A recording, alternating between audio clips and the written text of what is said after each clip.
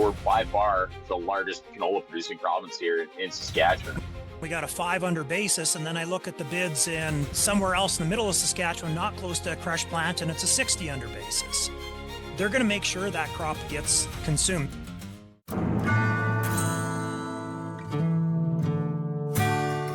Guys, I think canola is responding to our conversation right now. Like the price. It better. It's actually It's going about up. time. Holy shnikes, guys. Yeah, I don't know if I'm super bullish today, because a lot of this is known, you know, but I think it's just, if you put it into context, it's it just longer term, the next couple of years, it makes me friendly. It makes me happy if we want to increase canola acres in Canada, because, you know, margin isn't so great growing wheat or lentils or whatever. We've got an outlet for it, right? Charts going up though. Charts going up today. Like high correlation. Which is, and Shaun's bang on here too, right? Like, I mean, we're in Saskatchewan here alone, like we're by far the largest canola producing province here in Saskatchewan, right? And I mean, if we're going to produce an expected 13 million tons of canola out of Saskatchewan here, I mean, like we will process locally 10 million tons of that. And like, that is what we want to see happening within agriculture. We've got Cargill that just opened up a new processing hub down in the transportation hub in Regina there. And we've got LDC and Yorkton, Richardson and Yorkton. Everyone's doubled capacity over the last couple of years. Like this is what we want to see happening with our crops, regardless of where it's going once it's processed. We need to see this happening, and more processing and added value locally, because that's what makes provinces like Saskatchewan grow, and it's makes communities like ours have jobs and people that are going to live there. And the more we can do close to home and then sell it to the world, the better. It's the exact same mantra that I try and preach with oil and gas, with everything else that we produce here in the beautiful country of Canada. We need to bring it to a finished state here in Canada to see the actual charge to our economy out of it, right?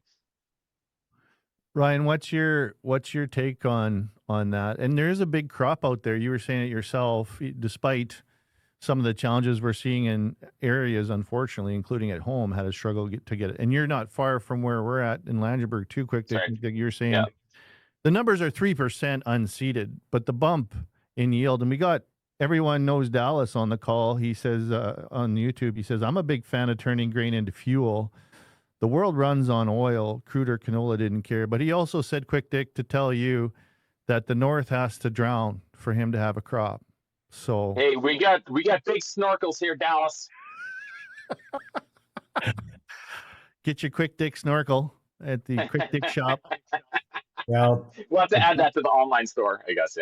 Yeah. But he's not wrong. He's not wrong. I mean, especially like in the Parkland area here in Saskatchewan. I mean, we are like there's a lot of lakes in this region, and I mean, obviously, like we do get generated a little bit more precipitation than most other places.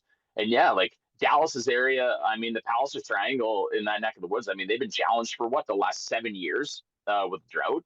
And I think unexpectedly, a lot of guys are getting some rainfall down there this year. And now the question is, did you put the groceries down for it? Because if you go so many years without getting any rain, and then you start pulling back on your inputs a little bit, then all of a sudden you get the water to grow 50 bushels, but you didn't have the groceries down for it. Then where do we land at, right? You're always chasing your tail in farming, and it's just going to be interesting. This has been a problem with crop numbers that have come out over the last few years. I mean, it's always great to predict what we're going to have right now, but I mean, we are a long ways from anything being in the bin.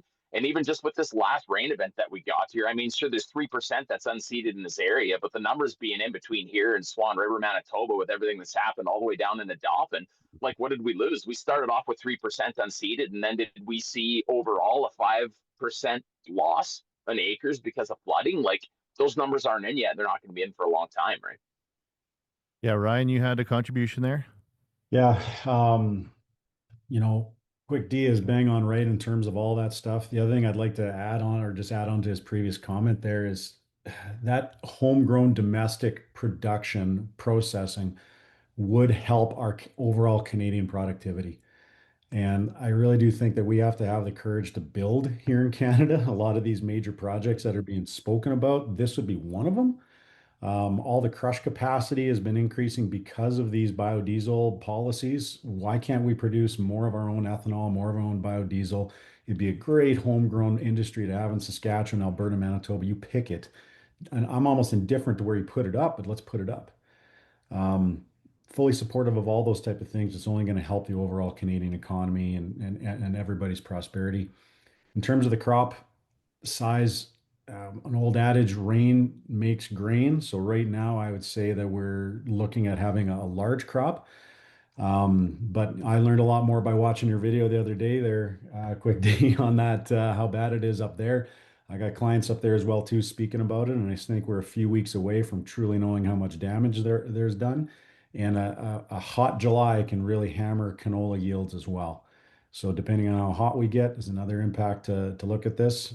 Overall, no matter which way we slice it, these new policies help underpin canola prices so long as the policy stays in place. We're going to have a higher low on our canola market going forward. But again, so long as those policies stay in place, whenever it's policy driven demand, you never know what the next office is going to come in and change. That's my only concern. Couldn't have said that better myself. That's bang on. Sorry, Shaun. Yeah, and I wanted to add to what you said, quick Dick. You know, if you build, we've been able to get rid of the entire canola crop every year, whether it's exported to China or whatever. But when it's crushed locally, when you get those local crushers, when you spend 500 million or $1 billion on an asset, you tend to figure out a way to try and make sure it's running near capacity. And what that does, particularly if you're close to, you know, Yorkton, for example, where we've had a massive expansion of domestic crush, and you look at it right now, I look at the bids in Yorkton and we got a 5 under basis, and then I look at the bids in somewhere else in the middle of Saskatchewan, not close to a crush plant, and it's a 60 under basis. You know, so you want those guys to come in with those assets. And you know, ultimately the whole crop was getting consumed before, but when we build those big refineries close, whether it's a crusher or in this case the Imperial Oil a renewable diesel facility that's going to be 1 million ton a year, or that is 1 million ton a year renewable diesel facility, they're going to make sure that that crop gets consumed. They're going to work very hard to make sure that they're buying, you know, local product, and that really helps elevate boost the prices and particularly the basis levels, which a lot of people haven't been happy with basis levels.